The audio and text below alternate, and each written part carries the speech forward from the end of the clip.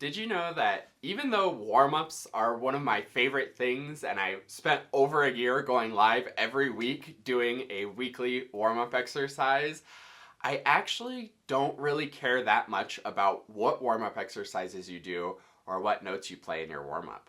My name is Josh Gu, and I'm taking my years of experience learning, teaching, and performing, and sharing all of my best clarinet and music tips so you can get more out of your practice, and most importantly, have fun.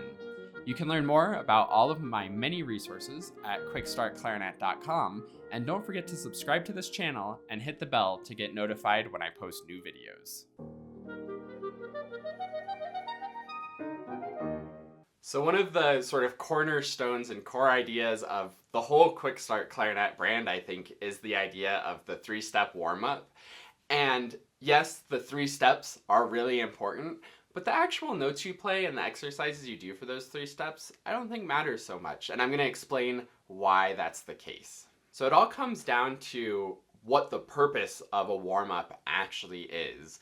I've said this many times, you can play through the entire Barrowman, 3rd division, all the notes, all the scales, all the patterns, and actually not get that much better at playing the clarinet. Or you can play a 2-octave C major scale and get a lot better. It all comes down to the mindset and the things that you're focusing on and trying to get out of it. Of course, you can play your Barrowman and get a whole lot better too, but it's all about that mindset. And that's what I mean when I say it doesn't really matter. You could be doing your 2-octave C major scale or all of Barrowman and basically be getting the same things out of it. Of course, Barrowman's going to get you into different keys and different patterns and bring up different challenges, so there's certainly value to that. But for me, it's all about those core fundamentals and the most important things. So let's talk about what those are. First of all, the 3-step warm-up is long tones, technique, and articulation. And each of those serves a different purpose. Long tones is about sound quality and really getting the instrument to sound the way you want, getting the tone that you want, hence the long tones. Technique is about finger motion and rhythmic accuracy, so you're moving your fingers rhythmically in time with precision, while also keeping the good sound quality from the long tones. And then articulation is all about tongue motion and shaping the notes. So getting exactly the length of the notes that you want, the shape of the notes that you want, using your tongue truly independently from the air and embouchure, and keeping that good same sound quality from the long tones. So that's the purpose of these things, and that's the stuff that really matters. So that's what I mean when it doesn't matter if you're playing Barrowman or the C major scale. If you're getting the right things out of it, that's what counts. And you can actually take a C major scale and get all of those things out of it depending on the way you play it.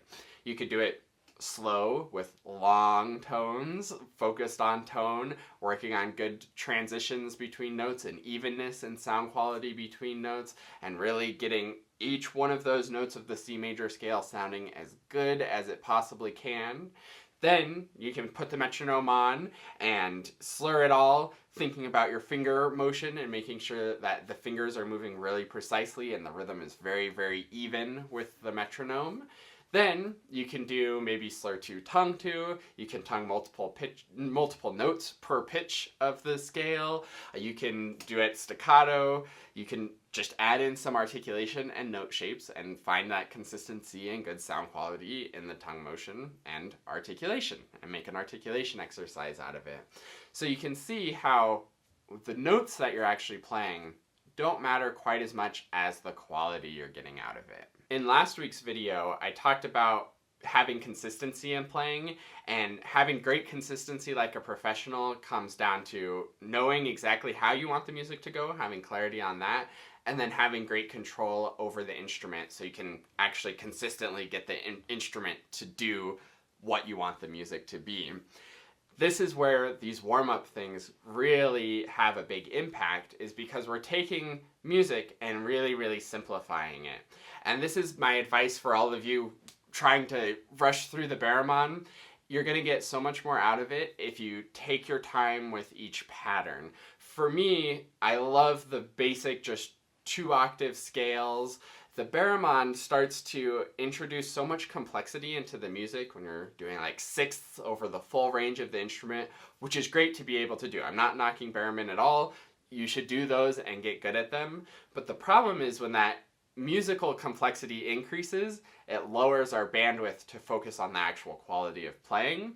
And it's when we focus on the quality of playing that we actually develop the skills and the capabilities that will apply to trickier music. So if you're working on Barramon, I think the first step is to just do a half a page maybe, learn the notes well enough that you know where you're going with the notes, no problem, and that becomes a simple exercise musically, so you can go deep on the quality of the clarinet playing. Let me try to phrase this one more way, just to hopefully really get it to sink in and get it to stick so you can apply this in your playing and make growth as well. I want you to think about any piece of music that you're working on now or have ever worked on or maybe even want to work on in the future, and think about the complexities and intricacies of it.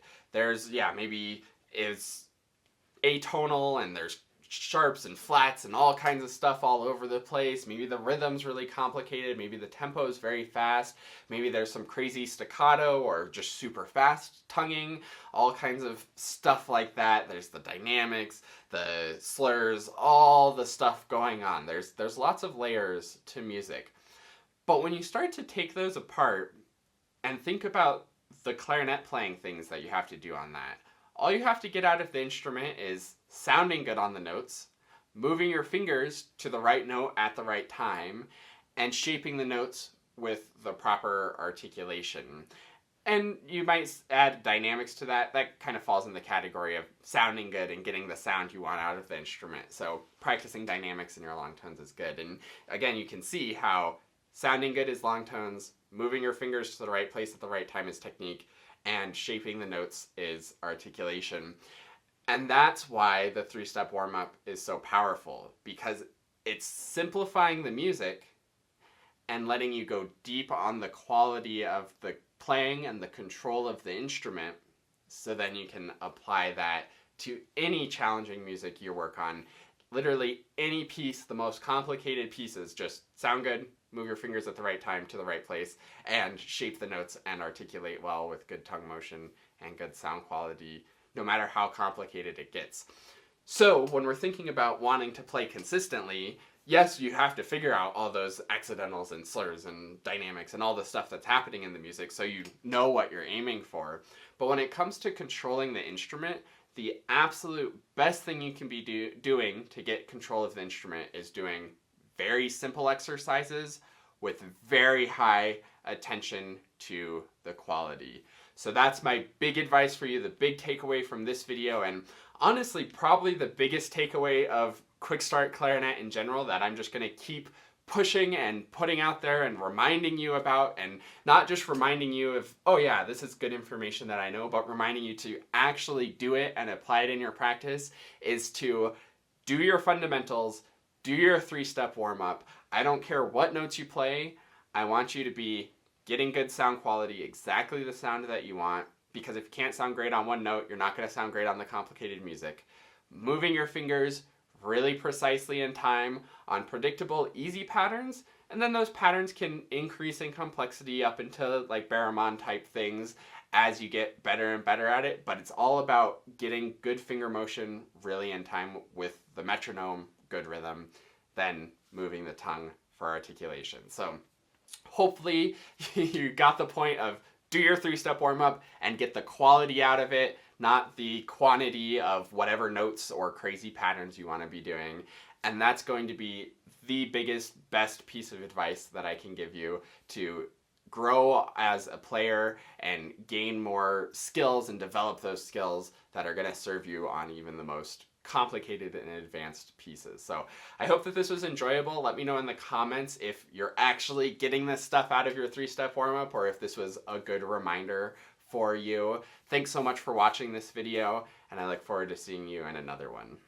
And last but not least, a huge heartfelt thank you to the denizens. This is like the QuickStart Clarinet family who supports the channel and helps to make everything that I do possible. If you would like to support the channel and get some awesome rewards in return where we can work one-on-one over video and you can have my full support moving forward on your clarinet journey, then go to quickstartclarinet.com/supporter.